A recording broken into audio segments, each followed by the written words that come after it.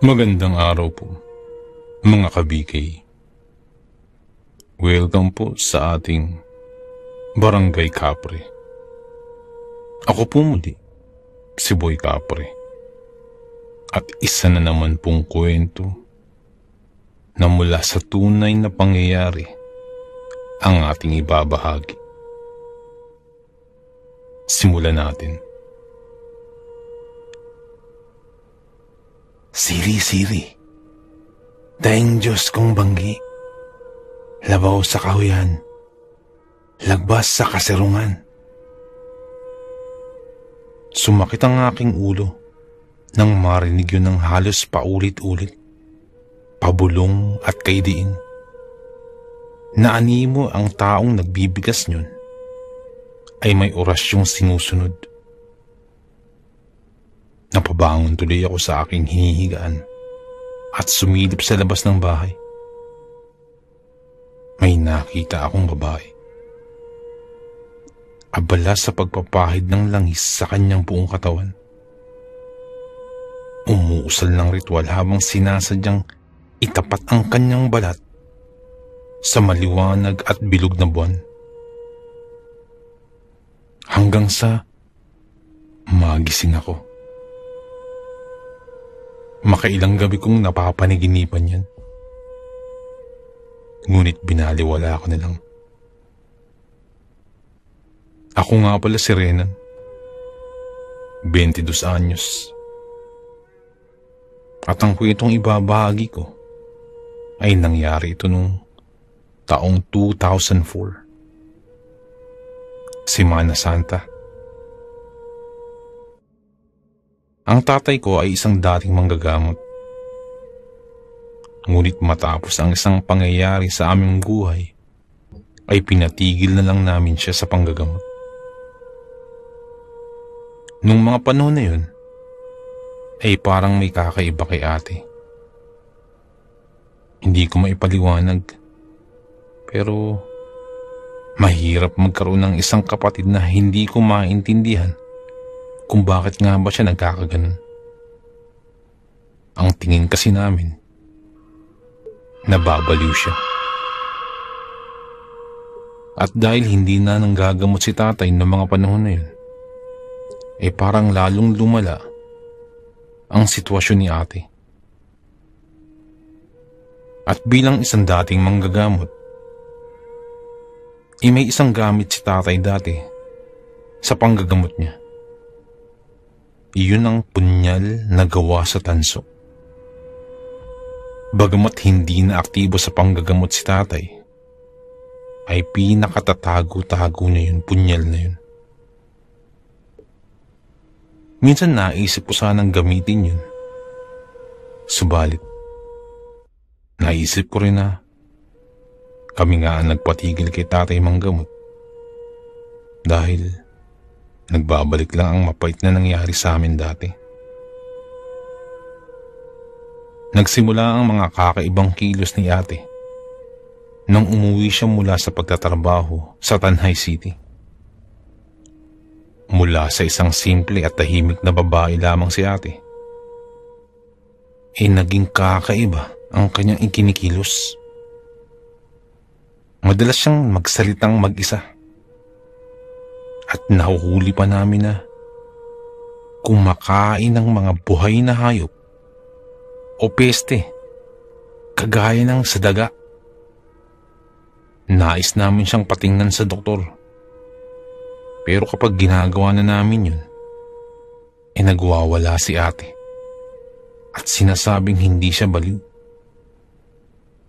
Muntikan na nga siyang maipakulong ng minsang ayain namin siyang magpunta sa klinika at kinagat niya ang isang tanod. May mga pagkakataong ipinangangalanda kanyang siyang araw ay nabigyan ng isang pambihirang anting-anting na di umano kayang makapagbago ng anyo. Kaya daw niyang gayahin ng kahit sino at anumang hayop. Maging ang insektong maibigan niya ay kaya niyang gayahin. Ang kanyang dating amo raw ay isang miyembro ng parang kulto na sumasamba sa itim na kapangyarihan. Kaya daw silang gawing mga nilalang na nais nilang maging. Kagaya na lamang ng isang aswang o mangkukulam. Kinabahan ako sa mga pinagsasasabi ni ate. Kung kaya't nagdesisyon kaming ikulong muna siya sa kanyang kwarto habang nakagapos ang mga paa at kamay dahil nagwawala ito. Masakit at mahirap ang hakbang namin ito. Ngunit ayaw naming dumating ang panahon na makasakit siya ng ibang tao. Kaya naman ngayong nakikita ko ang kanyang ginagawa, ay hindi ko maiwasang makaramdam din ng kaba. Noong mga nakaraang araw, nagiging bayolente na siya. Tila ikinatutuwa niya ng husto kapag nakapanakit siya sa amin. Partikular na kapag nasusugatan niya kami. Para makaiwas sa kanyang pananakit, binutasan namin ang kanyang dingding. Saka doon pinapasok ang tubig at pagkain. Iwas na iwas kaming mapalapit sa kanya sa takot na baka iba na ang nasa isipan niya at hindi na kami makilala. Tandang-tanda ko pa na maayos ang pagkakagapos namin sa kanya. Hinigpitan namin yun. At nakapwesto siya sa may dingding malapit, dun sa may bintana banda, para kahit papano, itanaw niya ang liwanag mula sa labas. Ewan ko ba? Habang tumatagal, parang nagbabago ang kanyang posisyon. Parang nakakakilo siya na sa kabila ng mga gapos niya sa katawan. At netong huli nga, inatakot na ako nang makita siyang nakasilip na sa butas na nilikha namin para magsilbing pasokan ng pagkain. Kung bakit at paano nagawa ni ate yun, sa kabila ng nakagapos niyang kamay at paa, hindi namin alam. Tuluyan ang natuon ng aking atensyon kay ate. Nang ilang saglit pa, nagbago ng dahan-dahan ang kanyang anyo. Nagkaroon ito ng mahahabang kuko at matutulis na pangil. Kumabog ng malakas ang aking dibdib dahil ngumuwi siya at lumundag ng napakataas. Hindi pangkaraniwan ang nilundag niyang yun. Hindi na maganda ang nangyayari sa kanya. Hindi ko alam kung siya ba ay sinasaniban o nakakain ng mga bagay na maaaring magpabago sa kanya. Basta't natatakot ako at nanginginig na ginising ko si tatay. Ipinalam ko sa kanya na nakawala si ate sa kanyang silid at papunta na sa may kapitbahay. Bumalikwas ng bangon ng aking ama at punong-puno rin ng pangamba ang kanyang muka. Sabi ni tatay, isundan namin si ate Elena dahil baka kung ano nang gawin niya. Sa pagkakataong ito, nagtaka rin ako kasi sa halip na panggapos ang dala ni tatay at pagkain na ginagamit na panglansi kay ate, ngayon, dala ni tatay ay itak at rosaryo. Inutusan niya din akong magdala ng asin at bawang. At isinama pa ang langis na ang alam ko'y pangontra namin sa aswang. Tinanong ko si tatay kung para saan ang mga bagay na yun. Ngunit minwestra niya ako na huwag nang maraming tanong. Gusto lang makasiguro ni tatay sapagkat Biyernes Santo ng mga panahon yun. Hindi raw kami nakakasiguro kung ang nagdadala sa katawan ni ate ay siya pa ba mismo. At dun ko nabanggit kay tatay yung napanaginipan ko ng ilang gabi na.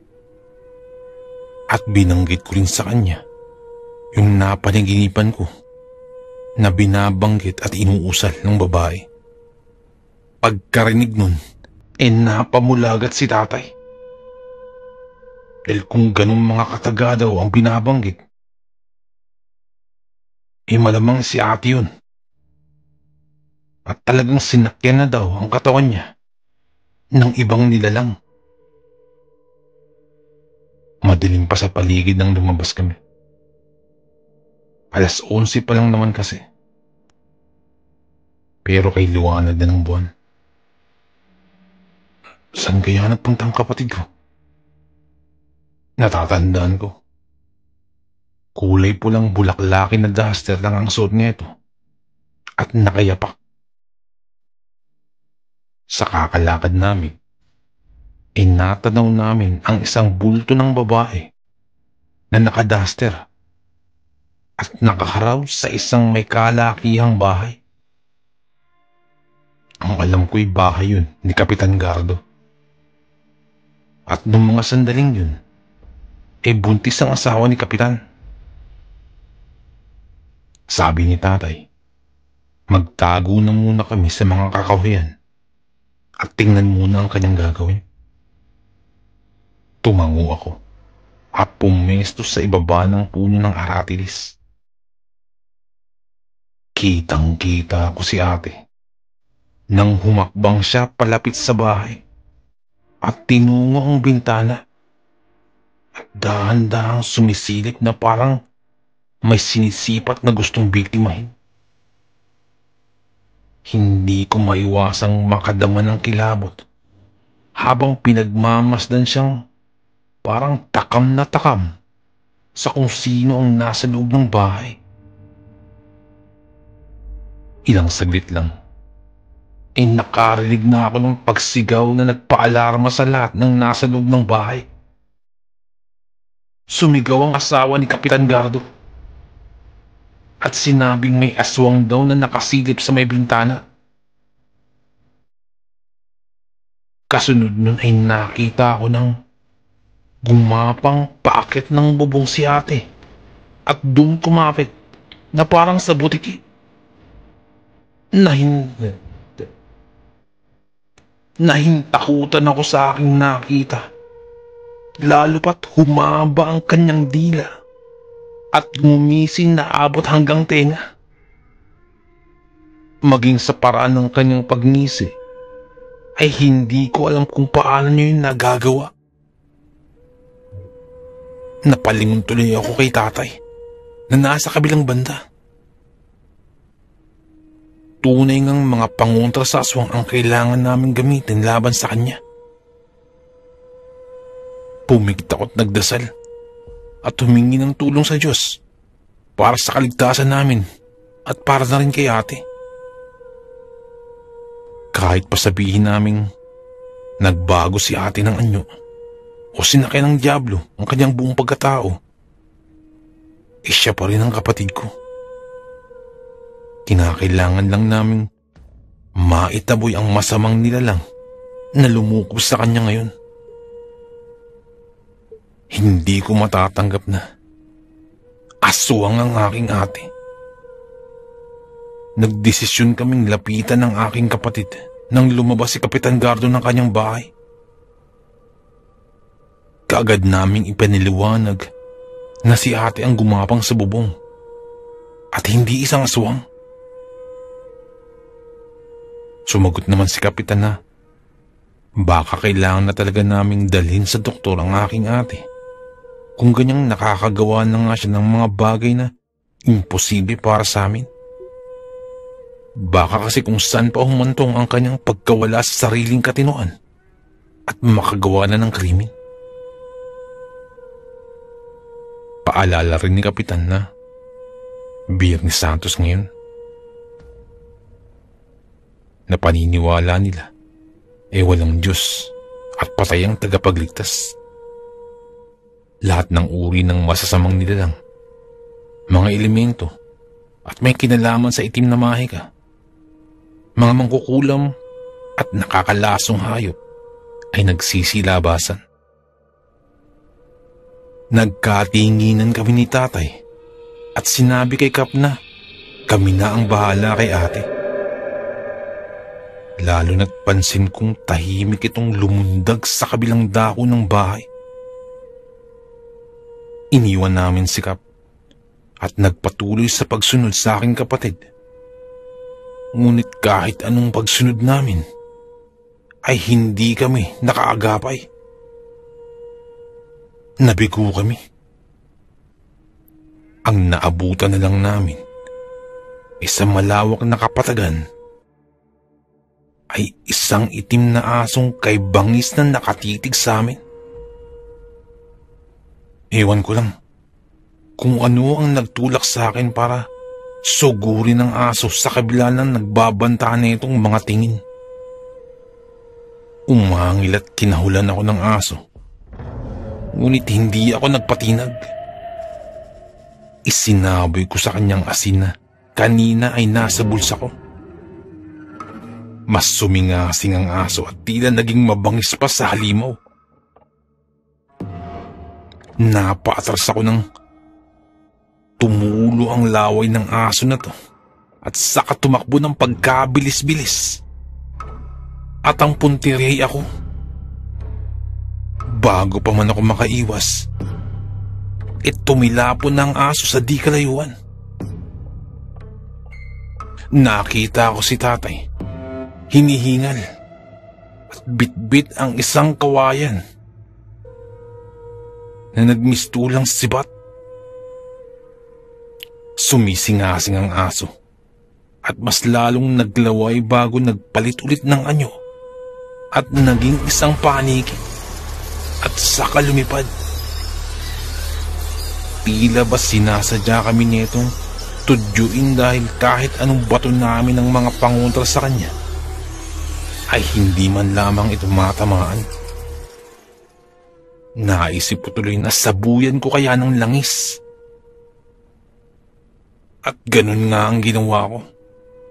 Buong lakas kong inihagis ang langis at iwinasiwas papunta sa taas. At ganun na lamang ang gulat ko nang umusok itong bigla at bumagsak sa lupa ang paniki. Sabay kaming lumapit ni tatay at nakita ang pagbabago ng paniki at naging hugis babae. Si Ate Elena. Nanghihinang bumangon ng aking kapatid at galit na hinarap kami. Bakas sa mukha nito ang nanlilisik nitong mga mata. Ang nag-uumapaw na pagkatakam habang inaamoy niya ang mga sugat ko sa katawan. Sabi pa ni ate, kung hindi rin lang daw kami maniniwala sa kanya, mas mabuti pang patayin niya na lang daw kami. Totoo raw ang lahat ng kanyang sinasabi. At hindi niya ikinakaya ang kapangyarihang meron siya. Pinakiusapan siya ni tatay na mangyari, pakawalan na niya sana ang kapangyarihang yun para makaiwas siya sa kapamakan. Hindi gugustuhin ni tatay na masaktan si ate. Ngunit sa gulat namin, biglang humalakhak si ate. Humahalakhak ito na parang nababaliw. At makalipas ang ilang saglit, nagbago na naman ng anyo. At naging isang nilalang na hindi ko mawari. Sumigaw si tatay. Sinabihan si ate na magbalik loob na sa Diyos. Isang malaking pagkakamali ang ginawa niyang pagtanggap sa kung ano man ang binigay sa kanya ng kanyang amo nun. Ngunit ang iginanti lamang ni ate, napakatinis na tawa ang pinakawalan nito. Maya-maya ay tumirik na lamang bigla ang mga mata ni ate. Hanggang sa nawala na ang itim at naging purong puti na ang lahat ng iyon. Sindak na napaatras kami at lumayo kay ate. Natatakot ako sa maaaring mangyari. Pero alam kong hindi kami magpapadaig. Malakas ang paniniwala ko sa Panginoon. Siya lang ang may lalang sa lahat. Naniniwala akong lahat ng kasamaan ay may paglalagyan. Dasal ko lang, iligtas niya ang kaluluwa ng aking ate. Muli ay nagkatingin kami ni tatay at nagkasundong gawin ang bagay na yun na labag man sa loob namin. Alam kong magiging masama ang hakbang na ito, pero nagtitiwala akong may pag-asa pa para sa aking kapatid. Kaya walang pagdadalawang isip na sinugod ko si ate at nakipagpambuno ng lakas sa kanya. Nagpagulong-gulong kami. Halos mapuno ako ng kanyang mga kalmot, kung kaya't naliligo na ako sa sarili kong dugo. Bawat hapdi ay tinanggap ko at naghihintay ng tamang tiyempo para maisagawa namin ang kailangan naming gawin. Habang nagpapambuno ay nakikita ako sa gilid ng aking mga mata si tatay. Abala ito sa pagbubuhos ng langis sa punyal na gawa sa tanso habang may inusal. Alam ni tatay ang mga ganitong bagay dahil nga isa siyang dating albularyo. Pinatigil lang namin siya nang mamatay si nanay. Ngayong nanganganib ang buhay ng aking kapatid, wala kaming ibang masasandalan kung hindi si tatay lang. Nang sa tingin ko'y handa na si tatay, gumawa ako ng paraan upang maiharap si ate sa kanya habang nagpapambuno. Mabilis na tumakbo si tatay papunta sa aming kinaroroonan at saka ibinuon sa tiyan ni ate ang punyal na binuhusan ng langis. Nanlalaki ang mga matang natigilan si ate sa pakikipagpambuno sa akin at napayo ko dahil sa nabutas niyang tiyan. Ilang sandali pa'y nagulat na lamang kami dahil nakita naming parang kakaiba ang kulay ng kanyang dugo, kaya't nabitawan ko na siya. Bumagsak sa lupa si ate habang sapu-sapu ang kanyang nasugatang tiyan para sana pigilin ang pagbulwak ng kanyang dugo.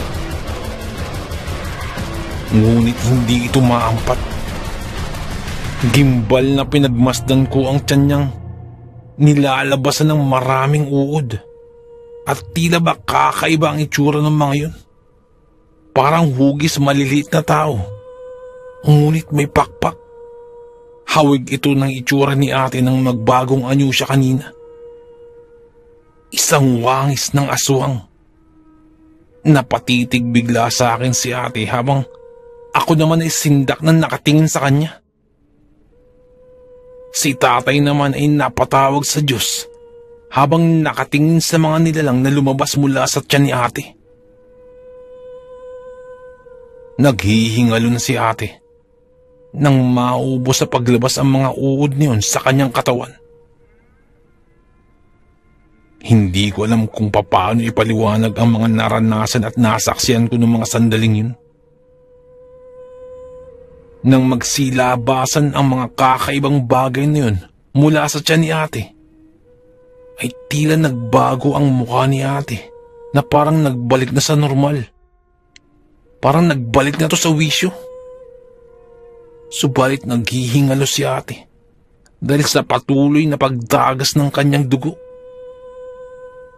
Kung kaya't nagdesisyon si tatay na isugod si ate sa ospital matapos lumabas ang mga kakaibang nilalang na yun mula sa tiyan niya. Dinala namin sa ospital si ate sa kadahilanang upang malampatan ng Pangunang Lunas ang pagdurugo ng kanyang sugat sa tiyan. Pagdating sa ospital ay nasa kritikal na sitwasyon na si ate. Hindi namin alam kung ano ang mangyayari sa kanya. Ngunit nananatili pa din kami sa ospital ni tatay at nag-aantabay.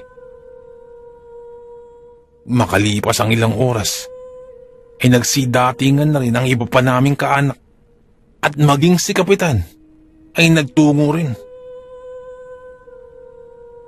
Habang nag-aantay sa ospital, ay nakatulog na ako. Nagising na lamang ako sa ingay nila tatay habang nag-uusap.